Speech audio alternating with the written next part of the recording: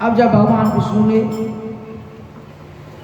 विष्णु द्वारा तुलसी के शील हरण का वर्णन, कुपित हुई तुलसी भगवान विष्णु को श्राप दे रही हैं और शंभु द्वारा तुलसी और शालिग्राम शिला के माध्यम का वर्णन आप सुनिए। व्यास जी के पूछने पर सनत कुमार जी ने कहा कि महर्षि, रणभूमि में आकाशवाणी को सुनकर जब देवेश्वर शंभु ने श्री हरि को प्रेरित किया, तब वे तुरंत ही अपनी माया से ब्राह्मण का वेश धारण करके शंखचूड़ के पास जा पहुंचे और उन्होंने उनसे परमोत्कृष्ट जो कवच उसने धारण कर रखा था उसको मांग लिया। फिर शंखचूड़ का रूप बनाकर वे तुलसी के घर की ओर गए।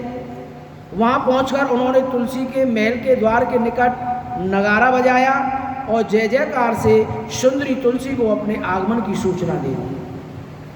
क्योंकि शंखचूड़ का रूप धारण कर रखा था, नगाड़ा जब बजता है जब विजय प्राप्त हो जाती है, तो दरवाजे पर जाकर जब जो नगाड़ा बजाया तो तुलसी को हुआ कि मेरे पति विजय होकर आए हैं। तो उसे सुनकर सती साध्वी तुलसी ने बड़े आदर के साथ झरोखे के रास्ते राजमार्ग की ओर जब झांका और अपने पति को आया हुआ जाना, तो वे परम आनंद में निगमन हो गई। उन्होंने तत्काल ही ब्राह्मणों को बहुत सा धन दान दिया, उनके मंगलाचार करवाया और फिर अपना श्रृंगार किया। इधर देवताओं का कार्य सिद्ध करने के लिए माया से शंखचूड़ का स्वरूप धारण करने वाले भगवान विष्णु रथ से उतरकर देवी तुलसी के भवन में जाते हैं। बोलो श्री विष्णु भगवान की। तुलसी के भवन में गए, तुलसी ने पति रूप में आए हुए भगवान का पूजन किया, बहुत सी बातें की, तरंतर उनके साथ रमण किया। तब उस साध्वी ने सुख, सामर्थ्य और आकर्षण में व्यतिक्रम देखकर सब पर विचार किया और संदेह उत्पन्न हो गया।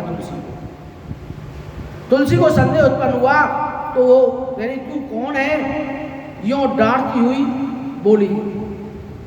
तुलसी ने कहा, दोस्त मुझे शीघ्र बतला कि माया द्वारा मेरा उपभोग करने वाला तू कौन है। तूने मेरा सतीत्व नष्ट कर दिया, अतः मैं अभी तुझे श्राप देती हूँ। बोलो शंकर भगवान की।